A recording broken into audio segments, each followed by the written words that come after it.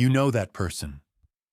The one who seems to see 10 steps ahead, effortlessly orchestrating complex plans with a quiet, almost unnerving confidence. They're often tagged as masterminds, and more often than not, they're INTJ. But what happens when that formidable confidence doesn't just cross a line, but obliterates it? When does strategic genius curdle into something manipulative? And when does healthy self-assurance morph into destructive, ego-driven narcissism? Many INTJ have heard the sting of being called arrogant for simply stating a researched fact. You weren't trying to dominate, you were just being accurate. Yet despite your intentions, the label sticks. Today, we're exploring that razor-thin line between an INTJ's most formidable strengths and their most dangerous pitfalls. This isn't about condemnation, it's about clarity. We'll uncover how misunderstood confidence can slide into genuine narcissism, and more importantly, what to do if you recognize yourself standing on that precarious edge. Think of it this way. INTJ arrive with an enviable cognitive toolkit. It's like being handed a set of advanced, specialized instruments that most people don't even know exist. At the core of this toolkit are 4 powerful cognitive functions. First, introverted intuition, NI, isn't just guessing. It's a deep ability to spot patterns, connect seemingly disparate dots, and forecast outcomes 10 steps ahead. It's what makes INTJs incredible strategists. Then we have extroverted thinking, TE, the organizational powerhouse. TI isn't content with just knowing, it needs to build. It's the function that translates those intuitive insights into bulletproof systems and actionable plans. Next, there's introverted feeling, FI. This is the quieter, internal moral compass, a fiercely held scorecard of personal values. It's what gives them their integrity and their unwavering conviction in what they believe is right. Finally, we encounter the often troublesome inferior extroverted sensing, SE. This function grounds their decision-making in observable reality, making them less prone to superficial distractions. When these tools are used wisely, they forge a mind of quiet confidence and heroic calm in a crisis. However, when wielded with an unchecked ego, the very same tools can become instruments of self-destruction. The genius toolkit, in the wrong mindset, can become a weapon against oneself and others. Healthy confidence is trust in your own competence. Its dark mirror is contempt, the insidious belief that your competence makes you inherently superior to others. The flip from healthy confidence to toxic contempt isn't a sudden explosion. It's a slow slide that unfolds in 3 stages. First, repeated success convinces you your model of reality is infallible. You've consistently delivered, and with each success, a dangerous idea takes root. My way is the way. This creates a rigid mental echo chamber. Second, you dismiss feedback that contradicts the model. Because your model has been so successful, any information or perspective that doesn't fit is immediately discarded as erroneous or irrelevant. You stop listening, convinced others simply don't grasp the bigger picture you so clearly see. Third, you start grading people not on their inherent worth, but on their utility to the model. This is where things get truly dehumanizing. Colleagues aren't collaborators, they're resources. Friends aren't companions. They're assets or liabilities, evaluated solely by how well they serve your objectives. Their intrinsic value as human beings becomes invisible. At that moment, the INTJ's classic detached tone stops sounding merely rational and starts sounding undeniably cruel. The unspoken subtext is crystal clear. My intellect and my goals are inherently superior to yours. That is the first truly blazing red flag. Healthy INTJ typically find asking for praise inefficient. They believe their work should speak for itself. Narcissistic INTJ, however, secretly crave it, all while meticulously pretending they don't. They get this narcissistic supply by engineering situations where others must acknowledge their intelligence. Think of winning every single debate, even on trivial points. Meticulously correcting minor errors in public, not to be helpful, but to highlight their own precision. Or delivering brutal, unfiltered honesty that feels more like a verbal assault. Each time someone concedes or grudgingly acknowledges their superior intellect, the INTJ's brain gets a small dopamine hit of validation. Over time, their sense of worth becomes tethered to these external acknowledgments. Their strategic thinking, once dedicated to pure problem-solving, quietly morphs. It's no longer about finding the best solution, but about meticulously engineering scenarios that will massage their ego. The tragic part? They often don't even notice this fundamental shift, genuinely believing they're still just pursuing truth, when, in reality, they're chasing an addiction. One of the darkest manifestations of this slide into narcissism is the systematic reduction of human beings to mere data points. For the narcissistic INTJ, the world becomes a giant spreadsheet, and everyone in it is just a cell, a variable to be manipulated for maximum personal advantage. Colleagues aren't valuable individuals. They transform into pieces on a chessboard, to be moved, sacrificed, or manipulated according to the INTJ's strategic whim. And empathy? That messy, inconvenient human quality? It's not just undervalued. It's treated like a software bug, a glitch in the perfect system that introduces irrationality and inefficiency. The justification is always the same, logical-sounding excuse: emotions cloud judgment. This becomes a blanket excuse to completely disengage from the emotional reality of others. But here's the brutal truth. When you stop viewing people as three-dimensional, complex human beings, you inevitably feel zero guilt for using them, manipulating them, or discarding them when they no longer serve your purpose. This isn't just a personality quirk. This is textbook narcissism dressed up in the guise of intellectual superiority. And it spreads fast, like a silent virus, in corporate or academic environments where results and perceived intelligence are worshipped above all else. INTJs, by nature, hold themselves to incredibly high, often impossible standards. When narcissism creeps in, that internal perfectionism leaks out and extends its icy grip to everyone else. Suddenly, the world isn't just falling short of an ideal. Everyone else is failing you. And because they're failing you, they must be punished.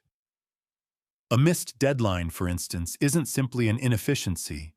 It morphs into a moral failure, a sign of fundamental character weakness in the other person. A different opinion isn't just another way of looking at things. It's immediately dismissed as outright stupidity. There's only the right way their way and the wrong way. This creates a rigid, hierarchical worldview with only two classes of people: the genius, which of course is them, and the incompetent, everyone else.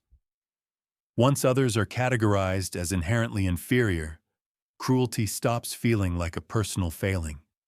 Instead, it begins to feel like a public service, a necessary duty to expose incompetence and demand adherence to their superior standards. This self-righteous cruelty is a hallmark of the narcissistic mindset. For a healthy INTJ, solitude isn't a punishment. It's a vital necessity to recharge internal batteries and process complex thoughts. Narcissistic isolation is a completely different beast. This isn't about productive alone time. It's about constructing an impenetrable shield around a fragile ego. The telltale difference lies in what happens after the period of withdrawal. Does the INTJ return ready to genuinely connect, bringing fresh insights? Or do they emerge only to reaffirm how fundamentally defective, illogical, or disappointing the world and everyone in it are? When withdrawal becomes a ritual of superiority, ghosting friends who dared to question them, mocking the masses for their perceived ignorance, dismissing collaboration as a hindrance, it's no longer strategic. It becomes a fortress, a psychological stronghold built brick by brick around a profound insecurity. This isolation isn't about strength, it's about fear. It's a defense mechanism against a reality that threatens to expose the cracks in their facade of invincibility. The infamous INTJ door slam is a mechanism for decisively removing individuals from their lives. Normally, in a healthy INTJ, this is a powerful self-protection tool, reserved for truly toxic people who repeatedly violate core values or betray trust. It's a boundary, a statement that I value myself enough to remove this harmful influence. It's about self-preservation. However, in narcissistic mode, the purpose of the door slam completely warps.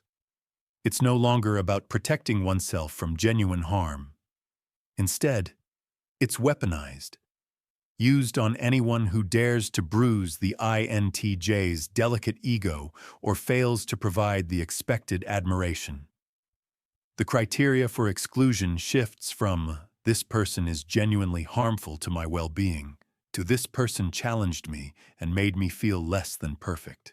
The door slam then transforms from a private act of self-care into a public act of punishment.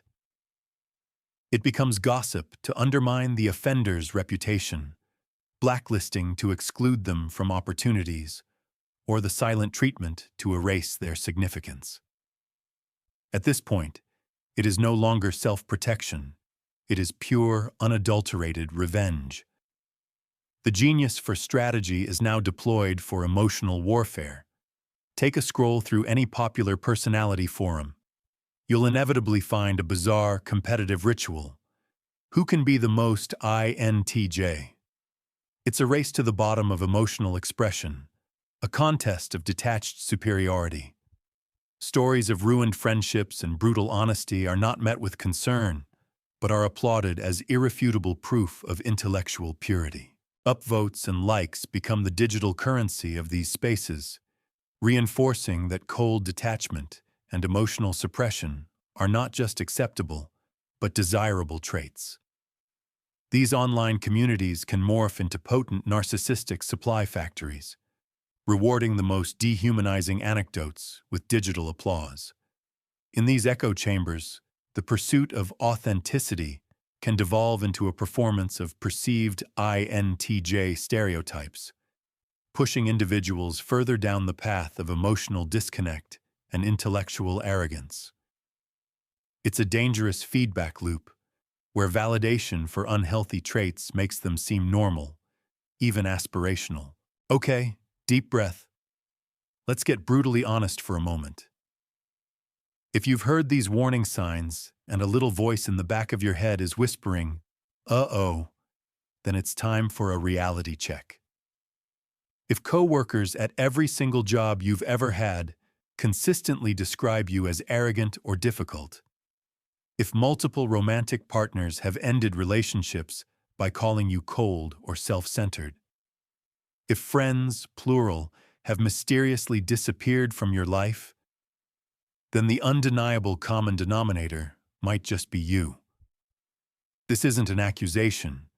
It's an invitation to radical self-awareness. Answer these questions with absolute, unflinching honesty. Do you feel genuinely happy when someone else succeeds? Or do you feel diminished, perhaps even a little resentful? A healthy individual can celebrate others. A narcissistic one struggles with envy. When you offer feedback, what's the true underlying goal? Is it genuinely to help the other person improve? Or is the unspoken objective to assert your intellectual dominance? The intention behind the help reveals much. Do you actively avoid apologizing, even when you know you've made a mistake, because you perceive an apology as a weakness that lowers your status? For a narcissist, admitting fault is an existential threat to their perfect self-image. Honestly grappling with the implications of your answers can yank you back from the brink of genuine narcissism. It's about facing the data of your own life and being willing to interpret it objectively, even when it stings. This self-inventory is the first, most crucial step towards real growth. All right, if you've had that uncomfortable moment of recognition, don't despair. Awareness is the first, most powerful step. And for a mind that values logical solutions, there are practical antidotes. Think of these as critical system upgrades for your emotional and relational operating system. 1. Mandatory perspective taking. Before you make any major decision or criticize someone's approach, pause. Take a deliberate moment to ask yourself 3 questions. Who genuinely benefits from this? Who might be inadvertently hurt? And would I honestly accept this outcome if I were in their shoes? This isn't about being weak. It's about integrating a broader data set, forcing empathy from an intellectual standpoint. 2. The feedback buddy. This one requires courage. Identify one person in your life whom you genuinely respect, someone you cannot easily intimidate or dismiss. Grant them explicit license to call you out, weekly, on any signs of arrogance, dismissiveness, or contempt they observe. This creates an external check on your internal biases, giving you real-time data on your impact. 3. Emotion lexicon drill. INTJs are often brilliant at logic, but struggle with the nuances of emotion. Each night, before you go to bed, write down 3 distinct emotions you noticed in others throughout the day: frustrated, anxious, joyful. Then, identify at least one emotion you noticed in yourself. This isn't about wallowing. It's about building a dictionary for the human experience, making empathy a tangible data point for your analytical mind. 4. Celebrate small team wins. Loud. Narcissism thrives on individual glory. To counteract this, make a conscious effort to identify and loudly celebrate the small, collective victories of your team or family. Don't just acknowledge the big win. Highlight the specific contributions of others, praising their efforts and creativity. This practice rewires your brain to see shared victory as a powerful source of positive supply. 5. The 5-minute kindness sprint. Once a day, commit to doing one low-effort, high-impact favor for someone else without any expectation of credit. Hold a door, offer a genuine compliment, or send a helpful link. Anonymous kindness starves the narcissistic supply loop because there's no external praise to feed the ego. Instead, it quietly rebuilds real, intrinsic confidence and fosters a genuine connection to humanity. If any of these warning signs feel a little too familiar, please do yourself a favor. Pause the video right now.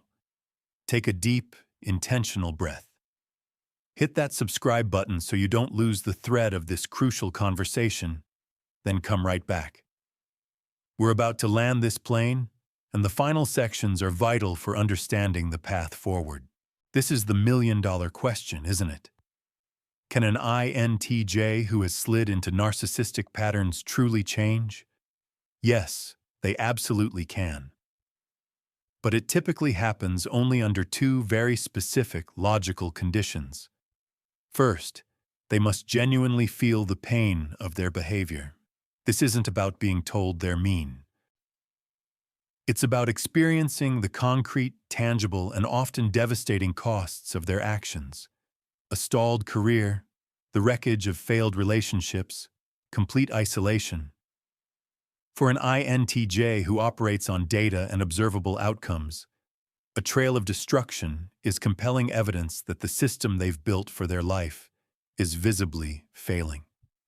Second, and equally crucial, they must come to believe logically and rationally that change is not just possible, but strategic. INTJs respond to data. You must show them, with clear, objective evidence, the cost-benefit analysis of their current behavior versus the potential gains of a different approach. Frame growth and emotional intelligence not as fluffy feelings work, but as essential components of an optimized, more successful life strategy. Therapy, for example, can be incredibly helpful, but only if the therapist is framed as a systems analyst for their personal operating system. Someone who can help them identify bugs in their current programming, optimize their relational algorithms, and develop more effective strategies. Motivation for an INTJ spikes when improvement is presented as a strategic advantage. Ultimately, genius and narcissism share a permeable border, and the critical checkpoint along that border is feedback. A healthy INTJ, ever the systems architect, understands that feedback, even uncomfortable feedback, is vital data. They use it to refine their internal models and continuously improve their systems. A narcissistic INTJ, however, sees feedback as a threat to their perceived infallibility. They don't process the data. They shoot the messenger, cutting themselves off from the very information that could prevent their self-destruction. So, here's the enduring takeaway. Keep your ear open to the world around you. And always remember this profound truth. The same brilliant, analytical mind that can design complex systems can also, with chilling accuracy, forecast profound loneliness. Make sure your 10-year plan has people in it. Not just milestones, not just achievements, but actual, three-dimensional, flawed, beautiful human beings. People who love you, people you respect, people whose lives you enrich, and who enrich yours in return. Because a future without genuine connection, no matter how successful on paper, is ultimately an empty one. If this conversation resonated, drop a single black heart emoji in the comments below. And better yet, share one concrete habit you're installing to stay firmly on the right side of that crucial line between genius and narcissism. Stay sharp, stay humble, and keep building futures that are truly worth sharing.